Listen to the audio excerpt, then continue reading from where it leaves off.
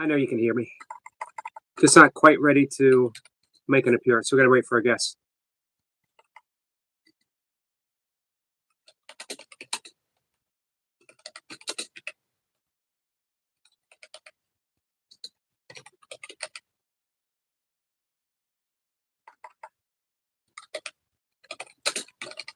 So we're waiting for our guest. He's going to be hitting the button in a minute. I'm still under the weather, but I've taken a little bit of the nasal spray to help me. Hey, Bloom. Hey, Songahan. How are you guys? I did not expect to hit the... there he is.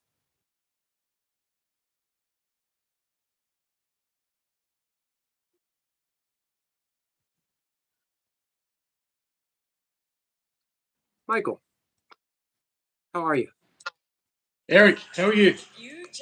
I'm a little under the weather, but I've been really looking forward to this conversation, so I didn't want to miss it.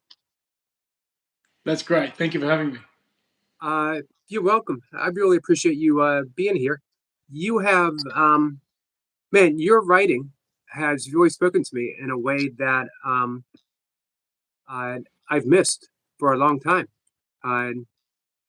You have, I've mentioned to some guests that in the last couple months, I've been having conversations with an imaginary Kenneth Wapnick in my head. And he's making literally course corrections as I go along.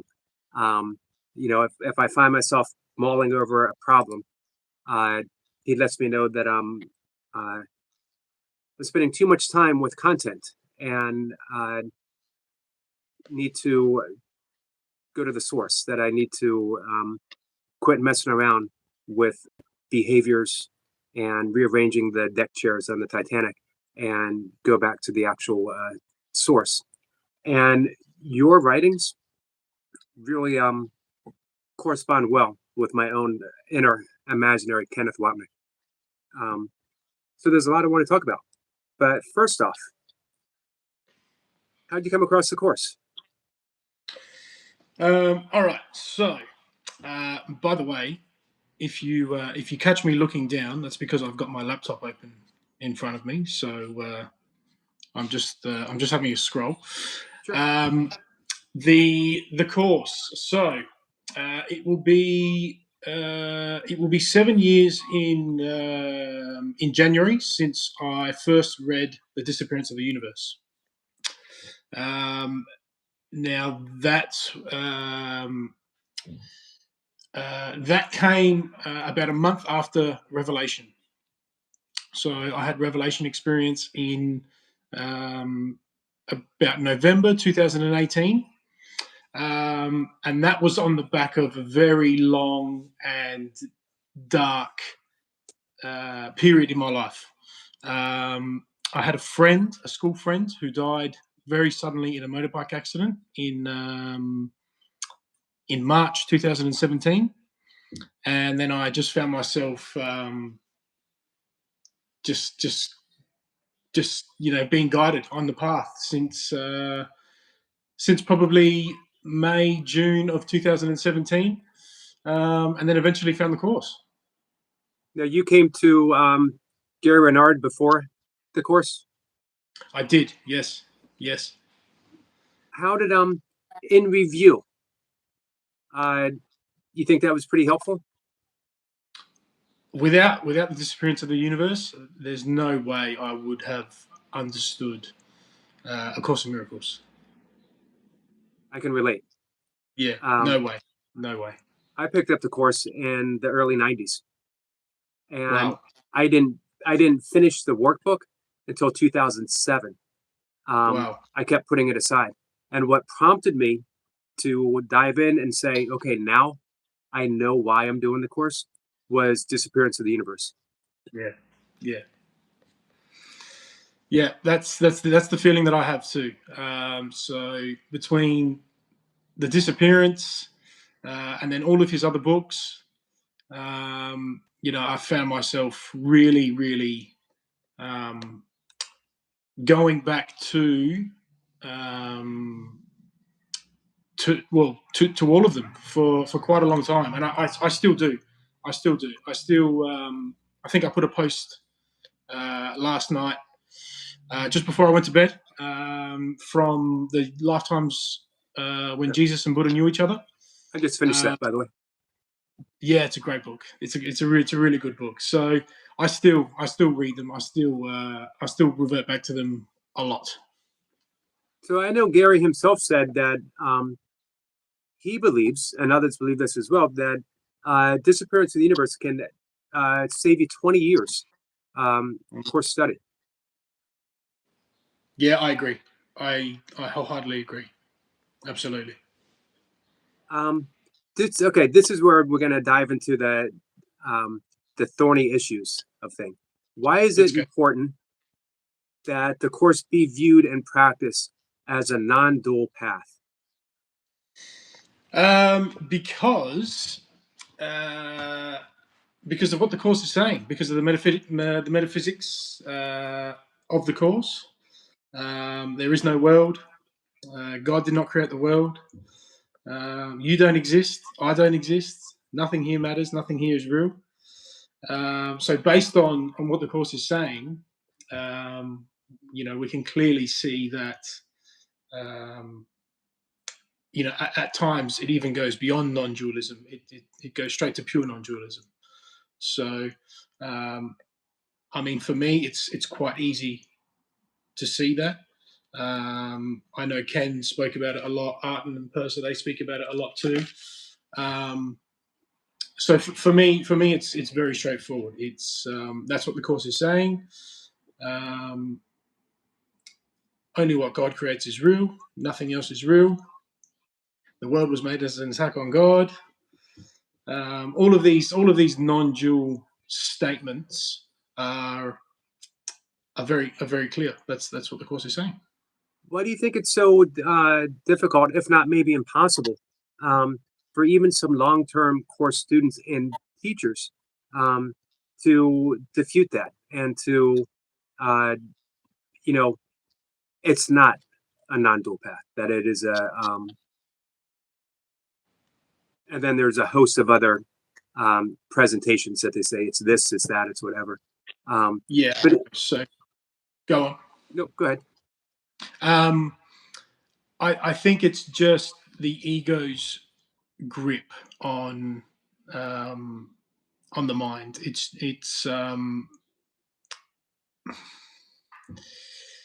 the ego is so strong, and there is so much resistance to the message of the course that we will do anything really to have this world be real, to have what we do here be important. Um, so it's resistance. I think that's the big word for me. A lot of resistance, unconscious resistance. Which is odd when you consider we picked up the course because I think there was some inkling, um, some inner prompt that was telling us this can't be real. This to be sort of blunt, this sucks too much to be real. Um, and so you would think we'd be more open to the thought, to the metaphysics, um, and we would see that resistance maybe. Yeah, look, it's hard to comment. I mean, I can only comment I can only comment on myself and how I sort of feel and my own path. But for me, it was very clear. It's super clear. I mean, others don't see it that way. I can't comment on why that is. Um, but like I said, for me, it's very clear. What So what's the importance of it, of seeing it that way? Well, I think um, it's the whole foundation for what the course is saying. I mean, especially without the metaphysics, I mean, it's not a course in miracles for me. It's something else. Um, it's an all or nothing course. I think I've heard quite a few people say that. You can believe this course entirely or not at all. I believe it entirely. For me, it's like I said, it's very very clear, very clear. Um, so maybe we could say it would be the difference between a very important self-help book and a extremely powerful path of liberation. That you certainly could use the course as self-help, and you would be better served for having studied it. But if you truly want to be liberated, you need a deep dive into metaphysics. Absolutely, I couldn't agree more with what you said there. The course could be used as a great self help book, but that's not the purpose of it. You know, the purpose is to awaken from the dream. The course is very clear on that, and it will take you all the way home if you allow it, basically.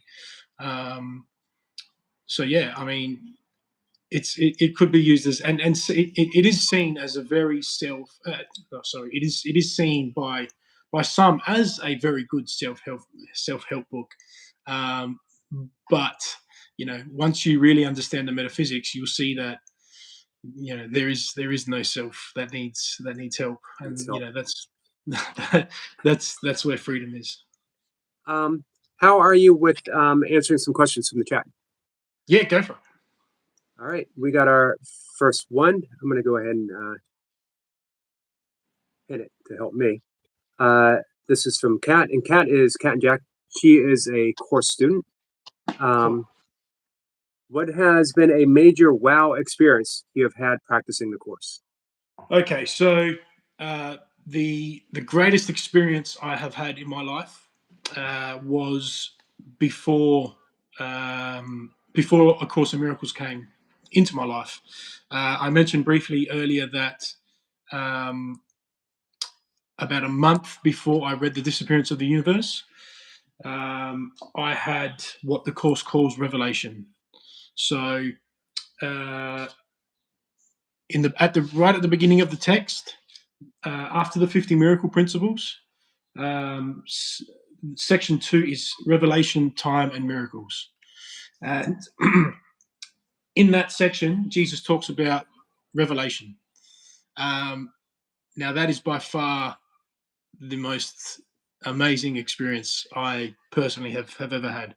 Um, it was 5 days of extremely intense peace and joy. Um, it was so intense that I basically struggled to speak. And after about 5 days, it started to wear off, and the after effects lasted for months and months and months. So that is by far the best experience I've had with the course. It's you know the most amazing experience I've had in my life. Um, and looking back now, I can see why I had that experience when I did. Um, you know, as a sign of encouragement, as a sort of preview of what the ending could look like if I learn my lessons. So that's by far the best experience I've had. So, how progress report on your Uh, lessons? How are you doing? Look, I'm doing okay. Of course there are many lessons throughout, many opportunities, I should say, throughout the day. Um, I still I still live at home with mum and two sisters, so there's a lot. Uh, there's a there's a lot that comes up throughout the day. So I mean, I'm in my early 30s. I love my alone time. Being the only man in the house, it's a little bit hard to find that alone time now, especially with three women. But um, I'm good. I'm good. I'm just stepping into. Um, so I'm currently not working, and I'm just stepping into um, the next stage of my life, I believe. There's a book. I've got a book coming out in about a month or two, and we'll see where that takes me and what happens with that. I want to mention, by the way, that Michael also is doing one-on-one guidance with people. Yep. If Yep. you are struggling with the course, if you're curious about the course, if you just want a companion to sort of bounce things off of, Michael is there, available. Is your book going to Yep. be available on Amazon? The book will be on Amazon. Yes. All right, you already got a customer.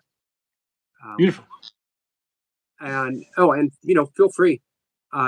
Use my Facebook page, use my channel, promote all of your work. Anything that I can do to, I honestly do my best to live the prayer that I am here to be truly helpful. Thank you. Thank you so And much. sure, 2002, struggling with the course, I was doing some studies at the Self-Realization Fellowship, Paramahansa Yogananda's, one of his outlet schools in my area. I was attending some Buddhist meetings, and I was having coffee with a friend that I went to these events with. And he asked me, sort of out of the blue, so what is it? What's our path that takes us all the way home? And without hesitation, and I don't know where it came from, I said, for me, it's A Course in Miracles. And he sort of laughed. He's like, are you even sticking with it right now? And I was like, well, I'm on a little sabbatical, but I know without a doubt, this is my path. Yep. And I very much needed Disappearance of the Universe when it finally came to me, because all the previous people have asked me, did you struggle because you didn't understand it? And I think I struggled because I understood it very well, and I did not want to let go. I did not. My ego said, nope. The universe might disappear, but you're not going to. Yeah. And it's an amazing work. I can see, uh, the terms unapologetic and uncompromising might not be a compliment in certain circles, but here, as applied to you, you are very uncompromising in your message. Yeah, I definitely I agree with you, but that's what's coming through at the moment. I'm seeing a lot of different interpretations about what the course is saying, which everybody, of course, is entitled to. But again, for me, there is only one interpretation of A Course in Miracles. And again, that's the non-dual, pure non-dual path. I agree. I agree very much. As we both mentioned earlier, I think that is uh, the difference between the happier dream and awakening from the dream. Yeah. And I'm all for a happier dream. Uh, if that's the best that you ever get out of it, that's pretty good, Mm. but not enough. I I agree. I agree. There's nothing wrong with a happy dream. A happy dream is good, but that's not what the course is for. Right. The course will take you home. It'll take you all the way home, and it'll do it quickly, quicker than anything else, I believe.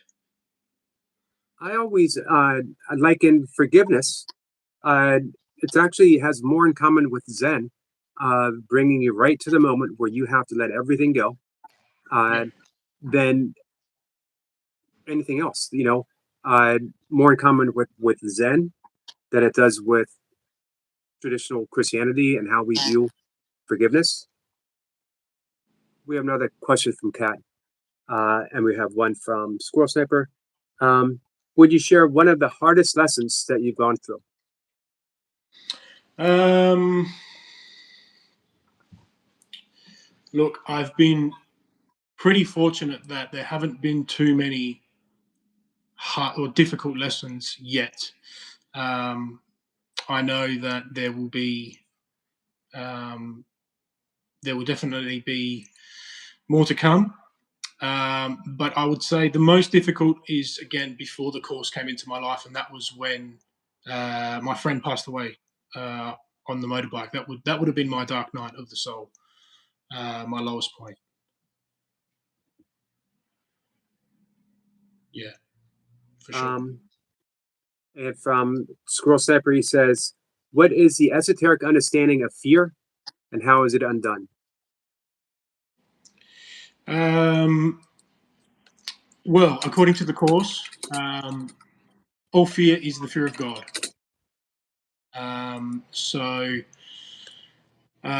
When we appear to separate and listen to the ego's lie, we basically projected all of our fear onto God, and then through projection denied that fear, repressed the fear, and now we believe the fear is outside. But the course teaches that all fear is of the mind, and all fear is the fear of God. So, in terms of undoing that fear, that's where forgiveness comes in. That's where the miracle happens, and little by little, one sort of miracle at a time, that fear will be undone. For someone who is maybe, although I talk about the course every day, but you never know who pops in, and I love hearing different people describe what's the meaning of miracles according to A Course in Miracles, and can you give us a definition of forgiveness as seen through the lens of A Course in Miracles? Sure. So, a miracle is a shift in perception from fear to love. That's what the course teaches. And sorry, what was the other question? Forgiveness. Definition of forgiveness, and how do we practice forgiveness? Okay, so forgiveness for me, I define forgiveness as a moment-to-moment decision to remember your brother's innocence. The big word for me is remember. So if I'm going about my day and all seems well, and then all of a sudden I find myself, in a bit of a hot mess. It's really about how quickly I can remember that I'm dreaming. That's it really. That's what I've boiled it down to. I've done a lot of sort of figuring out and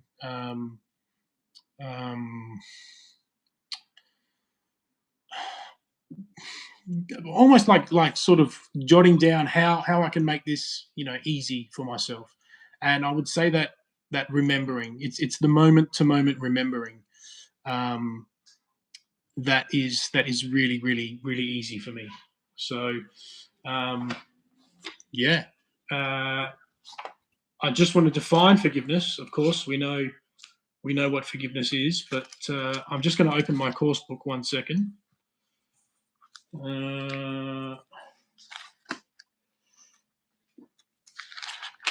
What is sin?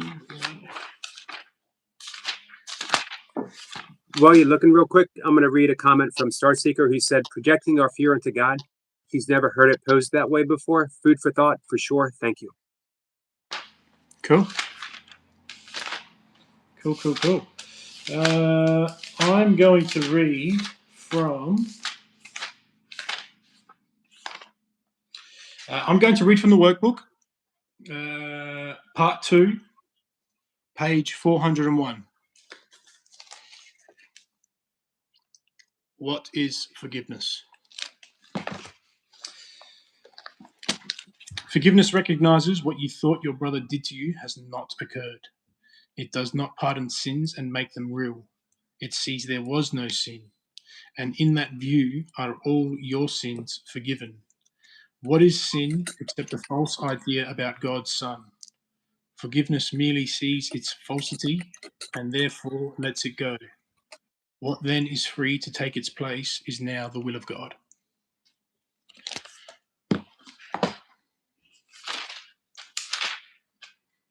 Beautiful thing. The language in the course, by the way, is just so beautiful throughout. Unbelievable. But when you talked about your definition of forgiveness and remembering the innocence. I hear that often, but it never fails to bring a smile to my face. And uh, the beauty of the practice, because we get to forgive ourselves for when we don't forgive. We get to, everything is here to be forgiven. You know, but there's no. Um, I remember when I first started meditating, and I would judge my meditation. Was this a good one? Was this a bad one? Did I go Mm. deep enough? Did I go? And with the course, just practice forgiveness. That's it. And there's no good forgiveness or bad forgiveness. You just keep forgiving and forgiving and forgiving. That's exactly right. And one of my favorite Ken quotes is a bad course student, a good course student is a bad course student who forgives himself.